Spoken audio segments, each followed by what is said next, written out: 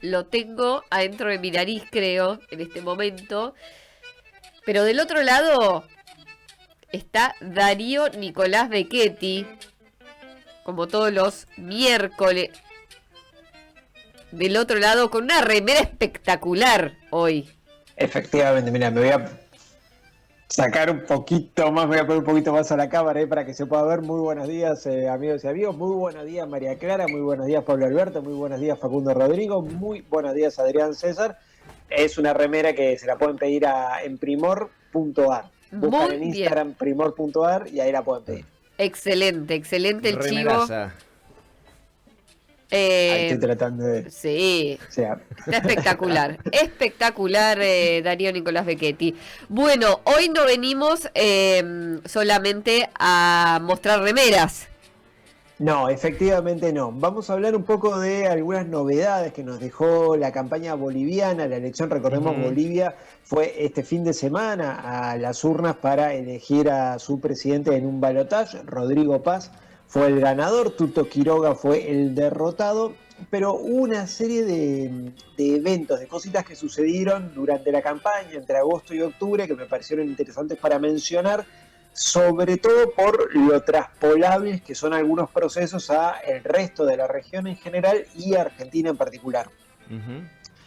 Una primera novedad ahí para mencionar es cómo Bolivia entró lamentablemente en la actualidad de lo que tiene que ver con las campañas políticas, por decirlo de alguna manera, y el entorno digital, los entornos digitales se volvieron cada vez más importantes, cada vez más decisivos a la hora de moldear opiniones y votos.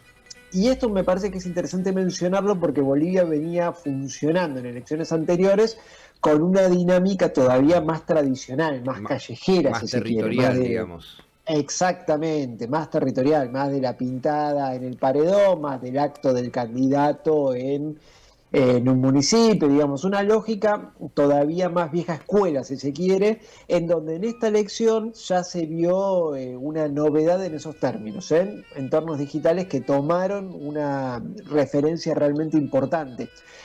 Esto también me parece que da cuenta del nivel de fragmentación que está experimentando la sociedad boliviana en los últimos 5, 6, 7, 8 años. Primero una polarización muy fuerte entre el más y el anti-más, y después un proceso de fragmentación tremendo que nos llevó a este primer balotaje que se vivió en Bolivia. De fragmentación del MAS. Claro, o sea, digamos, primero de fragmentación del MAS y después de fragmentación de los candidatos, porque si vos veías en la primera ronda la cantidad de votantes y la cantidad de candidatos y la cantidad de porcentajes que sacaba, no había ninguno que diera una diferencia descollante como hemos tenido en otros años. Entonces tenía por un lado la fragmentación del MAS, ahí con sus diversas partes, y después una fragmentación también en el campo opositor, que nos llevó a este balotaje, insisto, que Bolivia vivió por primera vez. En ese contexto se empiezan a dar dos particularidades, dos fenómenos bien marcados en lo que tiene que ver con este tipo de consolidaciones, si se quiere, de procesos, que son las burbujas de filtros por un lado y las cámaras de eco por el otro. Las burbujas de filtros se les llama a los procesos por los cuales los algoritmos nos empiezan a generar contenidos a nuestra medida. Porque empieza a detectarse, bueno, Pablo es de gimnasia, hace radio, tiene esta edad, tiene una hija, y empieza a generarle en Twitter, en YouTube, en Telegram, qué sé yo, de contenidos que entiende que le van a gustar, que le van a interesar a una persona de esas características. Esto en términos políticos es un fenómeno que en el resto de la región y en muchos otros países, pero bueno, a mí me interesa más hablar de la región, ya lleva muchísimo tiempo, pero para Bolivia fue como una especie de novedad porque las redes no tenían un rol tan preponderante en lo que tiene que ver con la conversación pública y con la discusión política. Hay dos redes ahí que se destacaron, que tomaron la iniciativa, por decirlo de alguna manera, que son TikTok por un lado y Facebook por el otro. Ajá. Ahí tenés que arrancar a encender la alarma porque decís, che, pero TikTok y Facebook son dos redes con muchísimo contenido falso, con muchísimo contenido manipulado. Bueno, efectivamente, hay un sitio, hay una especie de chequeado boliviano que se llama Bolivia Verifica, que se dedicó a analizar los contenidos que circularon en redes durante el mes de agosto, que es cuando fue la primera ronda, la primera vuelta de las elecciones bolivianas. Bueno, 7 de cada 10 contenidos que encontraron en estas redes estaban vinculados directamente a la elección, y más de la mitad de esos, la mayoría de esos, eran directamente falsos o tenían un asidero real y habían sido manipulados específicamente para la elección.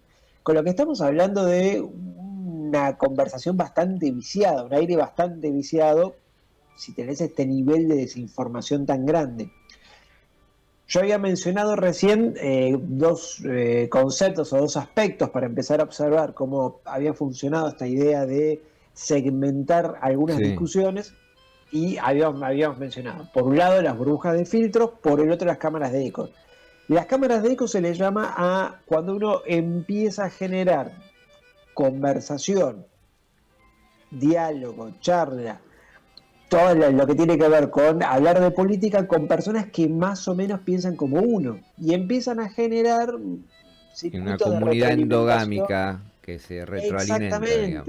Exactamente, procesos que acá son muy conocidos y que suceden desde hace muchísimo tiempo. Digo, a ver, procesos propios de sociedades muy polarizadas, ¿no? Donde vos estás muy a favor de un candidato y empezás cada vez más a hablar con las personas que están muy a favor de ese candidato, o a la vez, o al contrario, estás muy en contra y te vinculas así.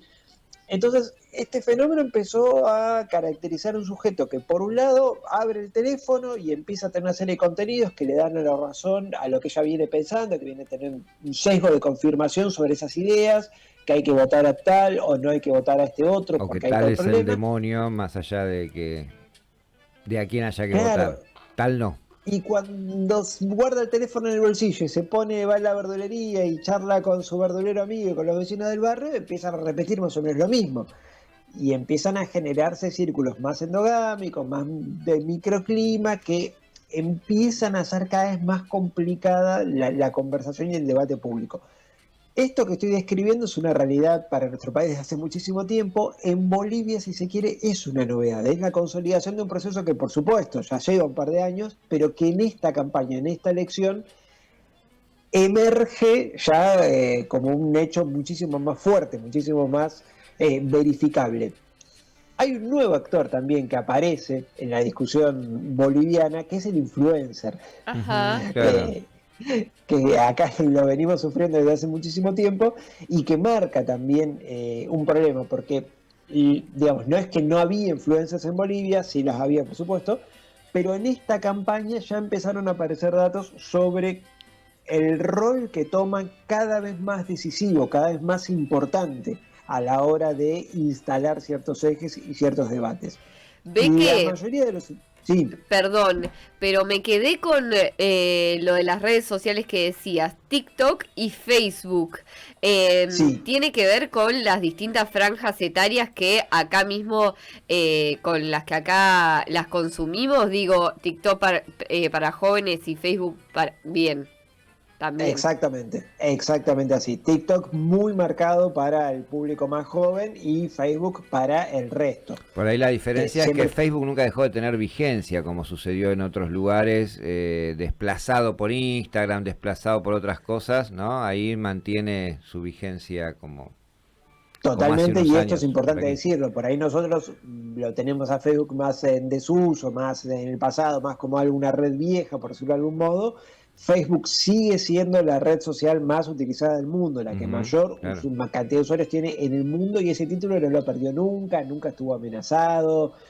Digamos, quizás en algunos segmentos, en algunas edades, en algunos momentos, Facebook pasa a ser como una red más de gente grande, si se quiere, pero no hay que olvidarse la importancia que tiene en todo Occidente, porque sigue siendo la red más usada del mundo, y en Argentina también. En Bolivia también, digamos, eso es un dato ahí como para no perder de vista. Decíamos entonces, algunas cosas que mencionaban estos influencers que naturalmente intervenían en la conversación con también cosas falsas, ideas manipuladas. Voy a citar una que fue como un posteo muy viral durante el mes de agosto en la elección, como para visualizar su intervención en la conversación pública y pensarla también en nuestro caso. Un viral de TikTok de la campaña en Bolivia fue que iban a entrar casi 4 millones de venezolanos que estaban en Chile y en Perú, que iban a entrar a Bolivia para votar en el balotaje y hacer un fraude, lograr un fraude. Esta noticia es absolutamente insólita. Ustedes imagínense la coordinación de 4 millones, de casi 4 millones de Que personas. además lo tenés que meter en el padrón. Por eso, digo, lo tenés no, que meter en el padrón. Si es extranjero no vota presidente. Bueno, absolutamente insólito por donde lo mires. Del mismo modo que son insólitas muchas fake news que circulan acá hasta nuestros días. Lo que me interesa señalar de este caso, de un ejemplo de un viral absolutamente falso y descabellado, es como la mayoría de las noticias falsas que circulan, noticias manipuladas que circularon durante la campaña, en lo que terminan confluyendo es en deslegitimar el proceso electoral. Y acá es donde hay un problemón y donde también lo podemos vincular, lo podemos linkear con un montón de cosas que circulan en procesos electorales argentinos, como el que vamos a tener el domingo, por ejemplo. Herramientas donde estas historias, estas narraciones, estas noticias falsas, estas manipulaciones terminan confluyendo en deslegitimar a las instituciones de la democracia independientemente de quién gane. Porque va a haber una persona va a haber un sector que va a estar en contra del candidato o la candidata que gane, y si vos le empezás a alimentar con no, lo que pasa es que se robaron la elección, no, lo que pasa es que hubo una maniobra acá, y progresivamente las instituciones democráticas empiezan a ser cada vez menos legítimas. Ese es un proceso que me parece venimos viendo acá en la Argentina desde hace muchísimo tiempo, y me parece interesante señalarlo porque es más o menos fácil identificar cuáles son los espacios que cuando pierden una elección inmediatamente agitan el fantasma del fraude. Y no es menor esto, no es menor, por eso también lo quiero recalcar, no es gratuito, eventualmente con el paso del tiempo va generando un segmento de la población que dice, che, las elecciones se las roban. Si no gana el candidato que a mí me gusta, entonces algo raro pasó, fraude. porque sí, además, uniéndolo a lo que vos decías, ¿no? Los sesgos de confirmación, las comunidades endogámicas, ¿cómo puede ser que no todo el mundo piensa así si todo mi mundo piensa así? Algo no está funcionando. Quería preguntarte, estoy chusmeando acá el sitio que nos nombraste recién, Bolivia Verifica. Bolivia Verifica. Está interesante. Mucho IA, vemos mucho IA, se ve que está muy manejada porque ha pregnado y mucha gente la ha creído, entonces ha sido necesario desmitificar mucho video con IA. Y también mucha referencia a encuestas inventadas. Quería preguntarte, en Bolivia y en general, en este contexto donde han cambiado tanto los parámetros de formación de opinión en las elecciones, ¿qué rol, capaz que medio descolgada la pregunta, pero está vinculada porque es un insumo para estas cosas, ¿qué rol están jugando las encuestas últimamente en las elecciones tan atravesadas por este tipo de operaciones, de inventos, de bolas, de cosas que ya no se sabe y a veces parecería que no importa si son ciertas o no son ciertas a la hora de formar clima de opinión? No sé si les ha pasado, si te ha pasado a vos, Clara, que te manda alguien una cosa que es claramente y burdamente fake, vos te tomás el trabajo de desmentirlo a ese un pariente, un compañero de la secundaria a quien le tenés estima, pero que sí, no hay caso. Bueno, no importa, es lo mismo. O sea, la desmentida no hace mella en lo más mínimo a la hora de... si no es cierto, debería hacerlo. Y no importa qué es cierto, qué no es cierto ya. ¿Qué pasa con las encuestas en un contexto así? Que vienen no pegando una. Las cosas que vi, las notas que busqué cuando estaba leyendo sobre este tema, me encontré algo parecido a nuestro país, que es medio que encuestas para todos los gustos, digamos. Claro. Sí, había tablas comparativas de encuestas ya, o sea, no sirven para nada si es así. Y un poco sí, hay quienes dicen que las encuestas que sirven son las que no se publican, son las de consumo íntimo, que las que tenés que desconfiar de la encuesta que es pública. Que en el momento exacto en que la ves en un medio de comunicación es porque alguien la mandó con la intencionalidad de que instale cierto tema, cierta idea, pero que las encuestas que realmente miden efectivamente en la opinión son las que no se publican y son las de consumo privado de la dirigencia política. Los encuestadores deben decir eso porque si no se quedan sin laburo. Sí, también, hay que decirlo que también. Pero quiero decir, había encuestas que le daban ganador a Tuto Quiroga en el balotaje y bueno, no ni cerca. Cuando uno mira el número dice, no estuvo en carrera. Pero bueno, para cerrar, porque estamos cerquita a las 8 de la mañana, hay un debate sobre qué hacemos frente a esta situación.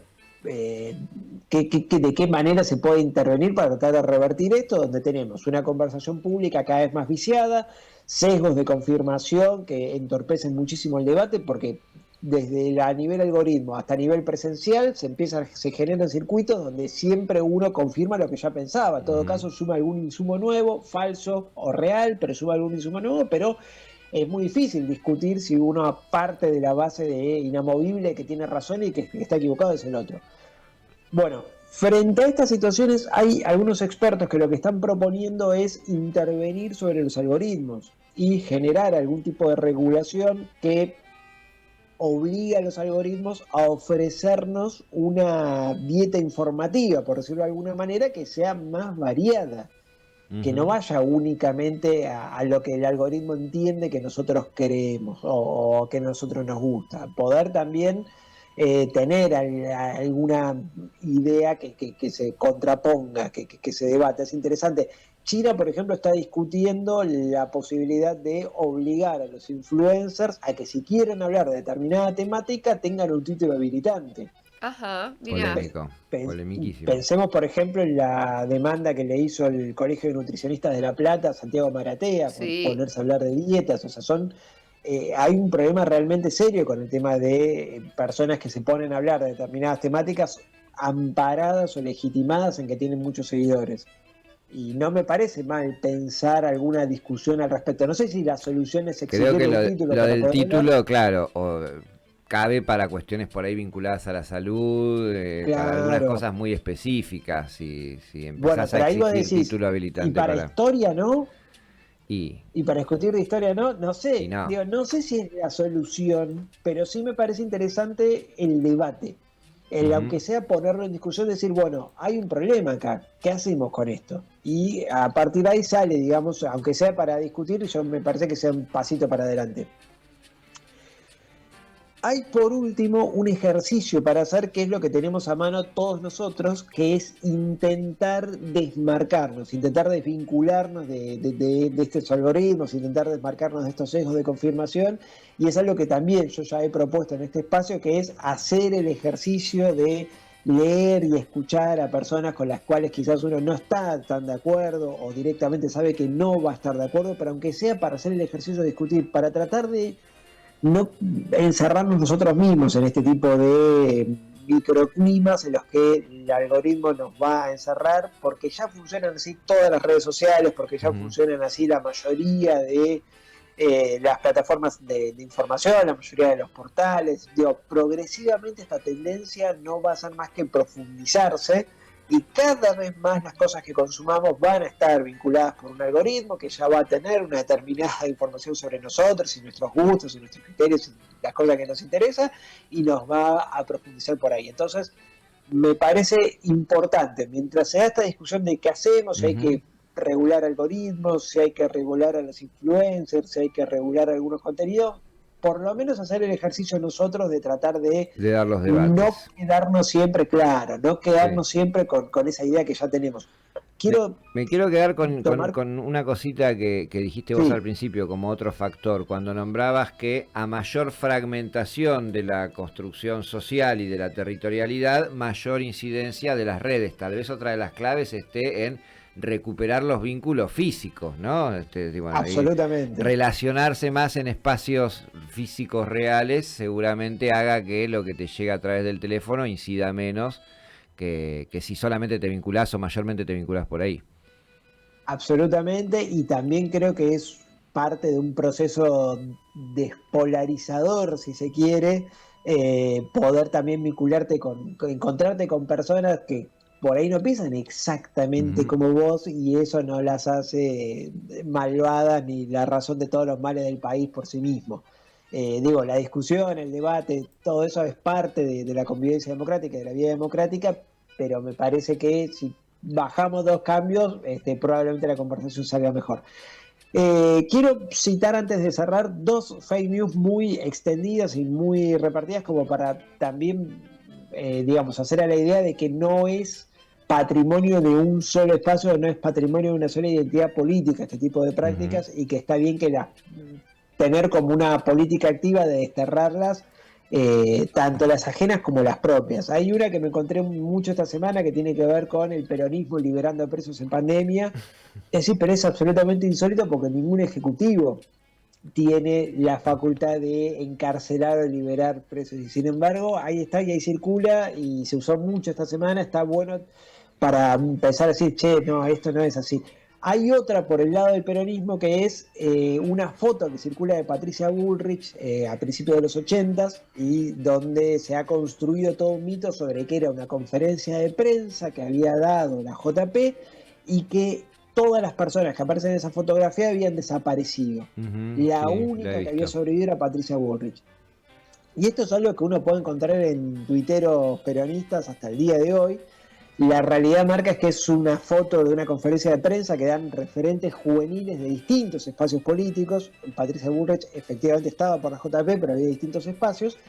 Al momento que la foto empieza a circular, creo que todavía no había fallecido ninguna, y las personas que se fueron muriendo todas de causas naturales, Claro. no desapareció ninguna, todas siguieron con sus prácticas militantes en sus espacios, digamos, no hubo absolutamente nada que te permita vincular la idea de estaba Patricia Bullrich trabajando para la CIA, entregando Al menos compañeros. nada en esa foto.